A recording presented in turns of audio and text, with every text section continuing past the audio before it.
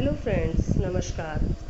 आज मैं आपके सामने सआदत हसन मंटो की कहानी औलाद लेकर आई हूँ। मंटो अपने ज़माने के बदनाम लेखकों में से एक थे, जिन्हें सरकार और समाज दोनों ही पसंद नहीं करते थे। उनकी सीधी सादी सटीक बातें जो कहानियाँ कम और सवाल ज़्यादा उठाती थी, उनमें से ही आज मैं एक आपके सामने लेकर आई हूँ, औलाद। जब जुबैदा की शादी हुई तो उसकी उम्र 25 बरस की थी। इसके माँ बाप तो ये चाहते थे कि 17 बरस के होते ही उसका ब्याह हो जाए, मगर कोई मुनासिब व मौजूद रिश्ता मिलता ही नहीं था। मगर किसी जगह बात तय होने से पहले तो कोई ऐसी मुश्किल पैदा हो जाती कि रिश्ता अमली सूरत इख्तियार न कर सकता। आखिर जब जुबैदा 25 बरस की हो गई तो उसके बाप ने एक रंडवे का रिश्ता कबूल कर लिया। उसकी उम्र 35 बरस के करीब करीब थी, या शायद इससे भी ज़्यादा हो। साहब रोजगार था। मार्केट में एक कपड़े की थोक फरोशी की दुकान थी। हर माह 500-600 रुपये कमा लेता था। जुबैदा बड़ी फरमाबदार लड़की थी। उसने अपने वालिदैन का फैसला मंजूर कर लिया। चुनाचे शादी हो गई और वो अपने ससुराल चली गई। उसके खाविंद, जिसका नाम इलमुद्दीन था, बहुत शरीफ और मोहब्बत करने वाला साबित हुआ। जुबैदा की हर आसाइश का ख्याल रखता, कपड़े की कोई कमी नहीं थी। हालांकि दूसरे लोग इसके लिए तरसते थे। 40,000 और 3B का लट्ठा, शनो और 2 घोड़े की बौस्की के थाने में थान जुबैदा के पास मौजूद होते थे। वो अपने मायके हर हफ्ते जाती। एक दिन वो गई। उसने ड्योढ़ी में कदम रखते ही बीन की आवाज़ सुनी। अंदर गई तो उसे मालूम हुआ कि उसका बाप अचानक दिल की हरकत बंद होने के बाइस मर गया है। अब जुबैदा की माँ अकेली रह गई। घर में सिवाय एक नौकर के और कोई नहीं था। उसने अपने शौहर से दरख्वास्त की कि वो इजाज़त दे कि वो अपनी बेवा माँ को अपने पास बुला ले। इलमुद्दीन ने कहा, इजाज़त लेने की क्या ज़रूरत थी? ये तुम्हारा घर है और तुम्हारी माँ मेरी माँ। जाओ, इन्हें ले आओ और जो सामान वगैरह होगा उसको यहाँ लाने का बंदोबस्त मैं अभी किए देता हूँ। जुबैदा बहुत खुश हुई। घर काफ़ी बड़ा था। 2-3 कमरे खाली पड़े थे। वो तांगे में गई और अपनी माँ को साथ ले आई। इलमुद्दीन के सामान उठवाने का बंदोबस्त कर दिया। चुनाचे वो भी पहुँच गया। जुबैदा की माँ के लिए कुछ सोच विचार के बाद एक कमरा मुख्तस कर दिया गया। वो बहुत ममनून और मुतशक्किर थी। अपने दामाद के हुस्न और सलूक से बहुत मुतअस्सिर। उसके जी में कई मर्तबा ये ख्वाहिश पैदा हुई कि वो अपना सारा जेवर, जो कई हज़ार की मालियत का था, उसको दे दे कि वो अपने कारोबार में लगाए और ज़्यादा कमाए, मगर वो तौबन कंजूस थी। एक दिन अपनी बेटी से कहा, मुझे यहाँ आए 10 महीने हो गए हैं। मैंने अपनी जेब में से एक पैसा भी खर्च नहीं किया। हालांकि तुम्हारे मरहूम बाप के छोड़े हुए 10,000 के रुपए मेरे पास मौजूद हैं और जेवर अलग।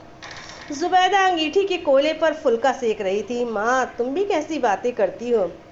कैसी वैसी मैं नहीं जानती। मैंने यह सब रुपये इलमुद्दीन को दे दिए होते, मगर मैं तो चाहती हूँ कि तुम्हारे कोई बच्चा पैदा हो तो ये सारा रुपया उस तोहफे के तौर पे दूँ। जुबैदा की माँ को इस बात का बड़ा ख्याल था कि अभी तक कोई बच्चा पैदा नहीं हुआ। शादी हुई करीब 2 बरस हो चुके थे, मगर बच्चे की फरमाइश के आसार ही नहीं नजर आते थे। वो उसे कई हकीमियों के पास ले गई, कई माजुने, कई शफूफ, कई कोर्स उसको खिलवाए, मगर खातिर ख्वाह नतीजा बरामद ना हुआ।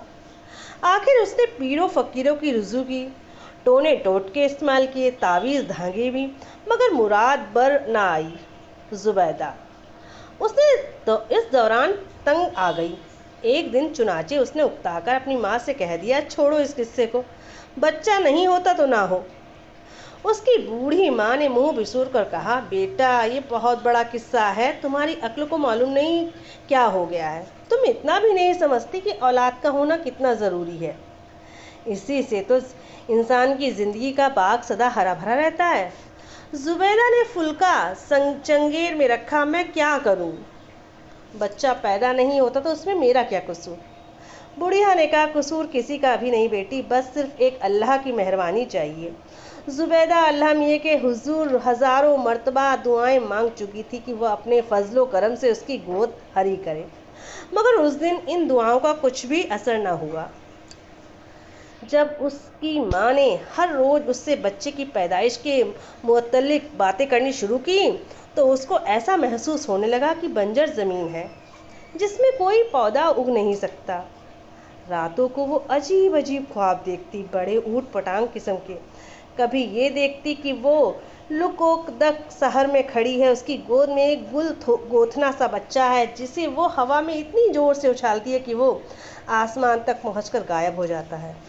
کبھی یہ دیکھتی کہ وہ اپنے بستر میں لیٹی ہے جو ننھے منھے بچوں کے زندہ اور متحرک گوشت سے بنا ہے۔ ایسا خواب دیکھ دیکھ کر اس کا دل و دماغ غیر متوازن ہو گیا۔ بیٹھے بیٹھے اس کے کانوں میں بچوں کے رونے کی آواز آنے لگی۔ وہ اپنی ماں سے کہتی، یہ کس کا بچہ رو رہا ہے؟ اس کی ماں نے اپنے کانوں پر زور دے کر یہ آواز سننے کی کوشش کی۔ جب کچھ سنائی نہ دیا تو اس نے کہا، کوئی بچہ نہیں رو رہا ہے۔ نہیں ماں، رو رہا ہے، بلکہ رو رو کے ہلکان ہوئے جا رہا ہے۔ اس کی ماں نے کہا، یا تو میں بہری ہو گئی ہوں یا تمہارے کان بجنے لگے ہیں۔ زبیدہ خاموش ہو گئی، لیکن اس کے کانوں میں دیر تک کسی نوزائیدہ بچے کی رونے اور بلکنے کی آوازیں آتی نہیں۔ اس کو کئی بار یہ محسوس ہوا کہ اس کی چھاتیوں میں دودھ اتر رہا ہے۔ اس کا ذکر اس نے اپنی ماں سے نہ کیا، لیکن جب وہ اندر اپنے کمرے میں تھوڑی دیر آرام کرنے کے لیے گئی تو اس نے قمیض اٹھا کر دیکھا کہ اس کی چھاتیاں ابھری ہوئی تھیں۔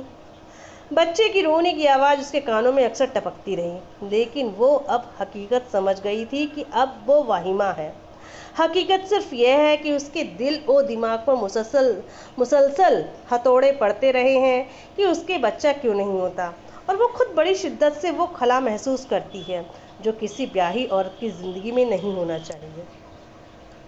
وہ بہت اداس رہنے لگی۔ محلے میں بچے شور مچاتے تو اس کے کان پھٹنے لگتے۔ اس کا جی چاہتا کہ باہر نکل کر ان سب کا گلا گھونٹ ڈالے۔ اس کے شوہر علم الدین کو اولاد ولاد کی کوئی فکر نہیں تھی۔ وہ اپنے بیاپار میں مگن تھا۔ کپڑے کے بھاؤ روز بڑھ چڑھ رہے تھے۔ آدمی چونکہ ہوشیار تھا، اس لیے اس نے کپڑے کا کافی ذخیرہ جمع کر رکھا تھا۔ اس کی ماہانہ آمدن پہلے سے دوگنا ہو گئی، مگر اس آمدن کی زیادتی سے زبیدہ کو کوئی خوشی حاصل نہیں تھی۔ اس کا شوہر نوٹوں کی گڈی اس کو دیتا اور وہ جھولی میں ڈال کر دیر تک انہیں لوری دیتی رہتی، پھر وہ انہیں اٹھا کر کسی خیالی جھولے میں ڈال دیتی۔ ایک دن علم الدین نے دیکھا کہ وہ نوٹوں جو اس نے اپنی بیوی کو لا کر دیے تھے دودھ کی پتیلی میں پڑے ہوئے ہیں۔ وہ بہت حیران ہوا کہ یہ کیسے یہاں پہنچ گئے۔ چنانچہ اس نے زبیدہ سے پوچھا، یہ نوٹ دودھ کی پتیلی میں کس نے ڈالے ہیں؟ زبیدہ نے اتر دیا، بچے بڑے شریر ہیں، یہ حرکت انہی کی ہوگی۔ علم الدین بہت متحیر ہوا، لیکن یہاں بچے کہاں ہیں؟ زبیدہ اپنے خاوند سے کہیں زیادہ متحیر ہوئی، کیا ہمارے ہاں بچے نہیں؟ آپ بھی کیسی باتیں کرتے ہیں، ابھی اسکول سے واپس آتے ہوں گے، ان سے پوچھوں گی کہ یہ حرکت کس کی تھی۔ علم الدین سمجھ گیا اس کی بیوی کے دماغ کا توازن قائم نہیں ہے، لیکن اس نے اپنی ساس سے اس کا ذکر نہ کیا۔ وہ بہت کمزور عورت تھی۔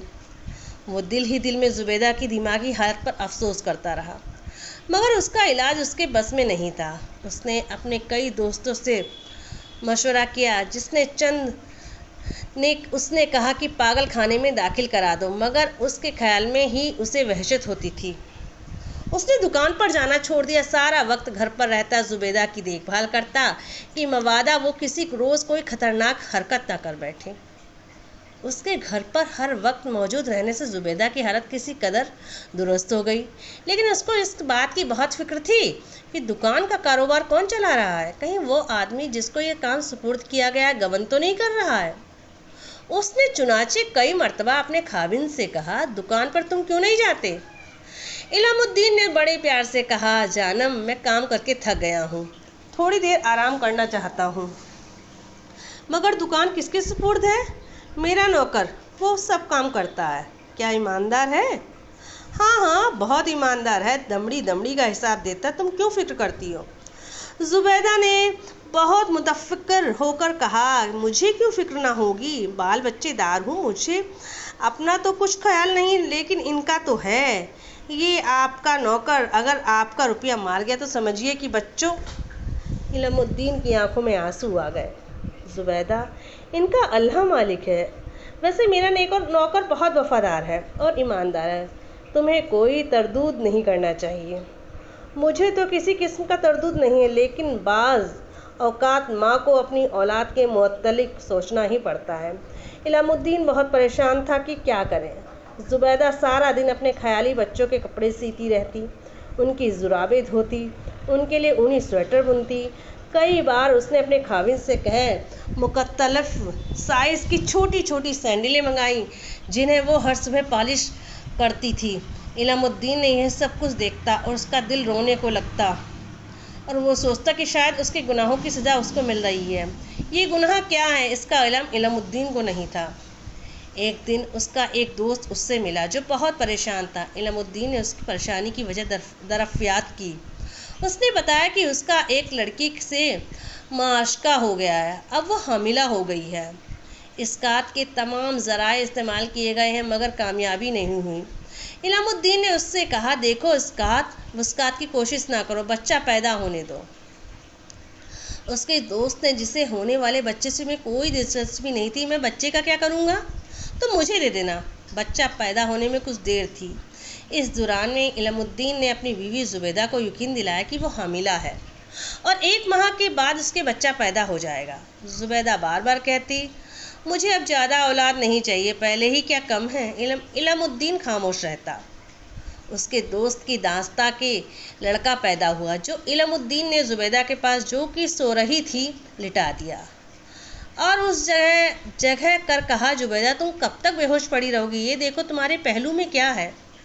ज़ुबैदा ने करवट बदली और देखा कि उसके साथ एक नन्हा मुन्ना बच्चा हाथ पाँव मार रहा था। इलामुद्दीन ने उससे कहा, लड़का है, अब खुदा के फजल और करम से हमारे 5 बच्चे हो गए।